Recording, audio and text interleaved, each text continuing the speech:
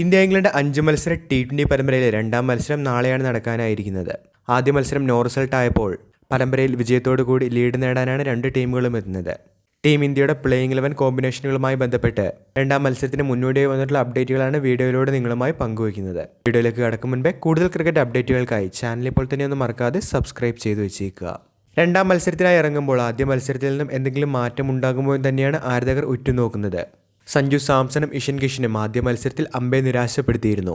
തിലക് വർമ്മയുടെ ബാറ്റിംഗും ആദ്യ മത്സരത്തിൽ ആശങ്കയുണ്ടാക്കിയിരുന്നു. ശ്രേയസ് അയ്യർ ഫോമിലേക്ക് മടങ്ങിയെത്തിയത് തന്നെയാണ് ബാറ്റിംഗ് നിരയിൽ ആശ്വാസകരമായ കാര്യമായി മാറിയത്. അഭിഷേക് ശർമ്മയും ഫോം നിലനിർത്തിയിരുന്നു. വൈഭവ് സൂര്യവംശിക്ക് അരങ്ങേറ്റത്തിന്റെ അവസരം ഉണ്ടാകുമോ എന്ന് തന്നെയാണ് പ്ലേയിങ് 11മായി ബന്ധപ്പെട്ട ചോദ്യങ്ങളിൽ ആദ്യം എത്തുന്നത്. ലഭിക്കുന്ന റിപ്പോർട്ടുകൾ പ്രകാരം രണ്ടാം മത്സരത്തിൽ വൈഭവിന് പ്ലേയിങ് 11ൽ സ്ഥാനം ഉണ്ടായിരിക്കില്ല എന്നുള്ള റിപ്പോർട്ടുകൾ തന്നെയാണ് കാണുന്നത്. സഞ്ജുവും ഇഷൻ കിഷനും പരാജയപ്പെട്ടുവെങ്കിലും ടീം അവർക്ക് ഒരിക്കൽ കൂടി ഒരു അവസരം നൽകുമെന്ന് തന്നെയാണ് റിപ്പോർട്ടുകളിൽ പറയുന്നത്. ഓപ്പണിംഗിൽ സഞ്ജുവും അഭിഷേകും തുടരുമ്പോൾ വൺ ഡൗണായി ഇഷൻ കിഷൻ തന്നെയായിരിക്കും എത്തുക.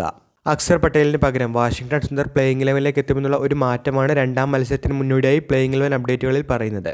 അതുകൊണ്ട് തന്നെ ഇന്ത്യ ഇംഗ്ലണ്ട് രണ്ടാം T20ക്കുള്ള ഇന്ത്യയുടെ പ്ലേയിങ് 11 പരിഗണിക്കുകയാണെങ്കിൽ അഭിഷേക് ശർമ്മ, സഞ്ജു സാംസൺ, ഇഷൻ കിഷൻ, ശ്രേയസ് അയ്യർ, തിലക് വർമ്മ, ശിവം ദുബെ, അക്സർ പട്ടേൽ അല്ലെങ്കിൽ വാഷിംഗ്ടൺ സുന്ദർ, ഹർഷിത് റാണ, വരുൺ ചക്രവർത്തി, അർഷ്ദീപ് സിംഗ്, രവി ബിഷ്ണോയ് എന്നിവരായിരിക്കും ടീമിലുണ്ടാവുക.